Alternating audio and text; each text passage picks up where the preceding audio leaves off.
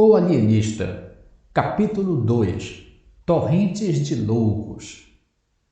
3 dias depois, numa expansão íntima com o boticário Crispim Soares, desvendou o alienista o mistério do seu coração. A caridade, Senhor Soares, entra de certo no meu procedimento, mas entra como tempero, como o sal das coisas, que é assim que interpreta o dito de São Paulo aos Coríntios. Se eu conhecer quanto se pode saber e não tiver caridade, não sou nada. O principal nesta minha obra da Casa Verde é estudar profundamente a loucura, os seus diversos graus, classificar os casos, descobrir enfim a causa do fenômeno e o remédio universal. Este é o mistério do meu coração. Creio que com isto presta um bom serviço à humanidade. Um excelente serviço, corrigiu o boticário. Sem esse asilo, continuou o alienista, pouco poderia fazer. Ele dá-me, porém, muito maior campo aos meus estudos. Muito maior, acrescentou o outro. E tinha razão. De todas as vilas e arraiais vizinhos afluíam loucos à Casa Verde. Eram furiosos, eram mansos, eram monomaníacos, era toda a família dos deserdados do espírito. Ao cabo de 4 meses, a Casa Verde era uma povoação. Não bastaram os primeiros cubículos, mandou-se anexar uma galeria de mais 37. O padre Lopes confessou que não imaginara a existência de tantos doidos no mundo, e menos ainda o inexplicável de alguns casos.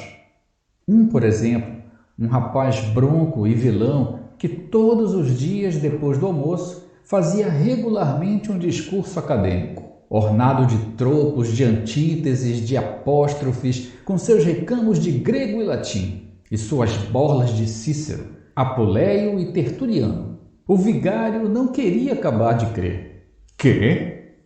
Um rapaz que ele vira 3 meses antes jogando peteca na rua. Não digo que não, respondia-lhe o alienista, mas a verdade é o que vossa reverendíssima está vendo. Isto é todos os dias. Quanto a mim, tornou o vigário, só se pode explicar pela confusão das línguas na Torre de Babel. Segundo nos conta a Escritura, provavelmente confundidas antigamente as línguas, é fácil trocá-las agora desde que a razão não trabalhe. Essa pode ser, com efeito, a explicação divina do fenômeno, concordou o alienista, depois de refletir um instante, mas não é possível que haja também alguma razão humana e puramente científica, e disso trato. Vá que seja, e fico ansioso, realmente. Os loucos por amor eram 3 ou 4, mas só 2 espantavam pelo curioso do delírio. O primeiro, um falcão, rapaz de 25 anos, supunha-se estrela d'alvo, abria os braços e alargava as pernas para dar-lhes certa feição de raios, e ficava assim horas esquecidas a perguntar se o sol já tinha saído para ele recolher-se. O outro andava sempre à roda das salas ou do pátio, ao longo dos corredores, à procura do fim do mundo. Era um desgraçado a quem a mulher deixou por seguir um peralvilho. Mal descobrira a fuga, armou-se de uma garrucha e saiu-lhes no encalço. Achou-os 2 horas depois ao pé de uma lagoa. Matou-os a ambos com os maiores requintes de crueldade. O ciúme satisfez-se, mas o vingado estava louco, e então começou aquela ânsia de ir ao fim do mundo à cata dos fugitivos. A mania das grandezas tinha exemplares notáveis. O mais notável era um pobre diabo, filho de um algíbebe que narrava às paredes, porque não olhava nunca para nenhuma pessoa, toda a sua genealogia, que era esta: Deus engendrou um ovo, o ovo engendrou a espada engendrou Davi, Davi engendrou a púrpura engendrou o duque engendrou o marquês engendrou o conde, que sou eu. Dava uma pancada na testa, um estalo com os dedos e repetia 5, 6 vezes seguidas. Deus engendrou o ovo, etc. Outro da mesma espécie era um escrivão, que se vendia por mordomo do rei. Outro era um boiadeiro de Minas, cuja mania era distribuir boiadas a toda a gente. Dava 300 cabeças a um, 600 a outro, 1.200 a outro e não acabava mais.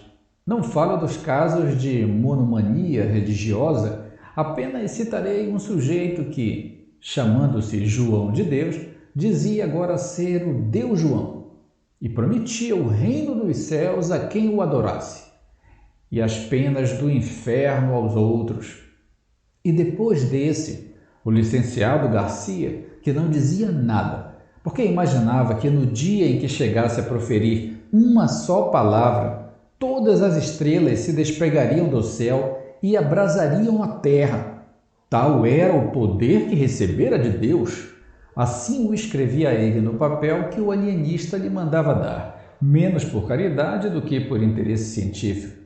Que, na verdade, a paciência do alienista era ainda mais extraordinária do que todas as manias hospedadas na Casa Verde. Nada menos que assombrosa.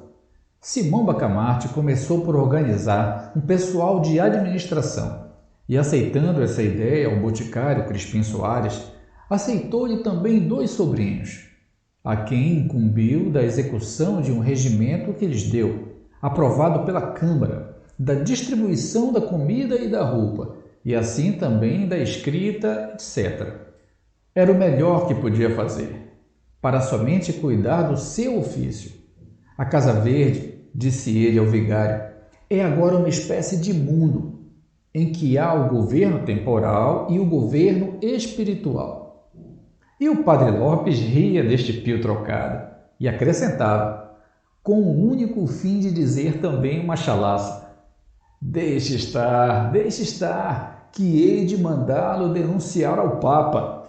Uma vez desonerado da administração, o alienista procedeu a uma vasta classificação dos seus enfermos. Dividiu-os primeiramente em 2 classes principais, os furiosos e os mansos. Daí passou a subclasses, monomanias, delírios, alucinações diversas. Isto feito, começou um estudo apurado e contínuo.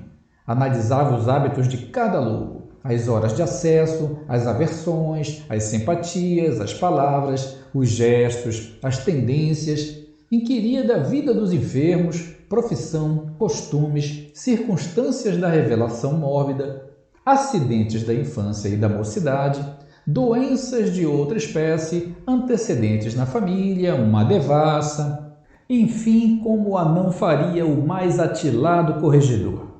E cada dia notava uma observação nova, uma descoberta interessante, um fenômeno extraordinário.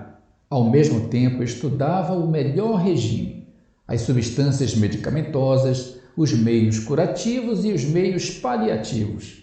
Não só os que vinham nos seus amados árabes, como os que ele mesmo descobria, a força da sagacidade e paciência. Ora, todo esse trabalho levava-lhe o melhor e o mais do tempo.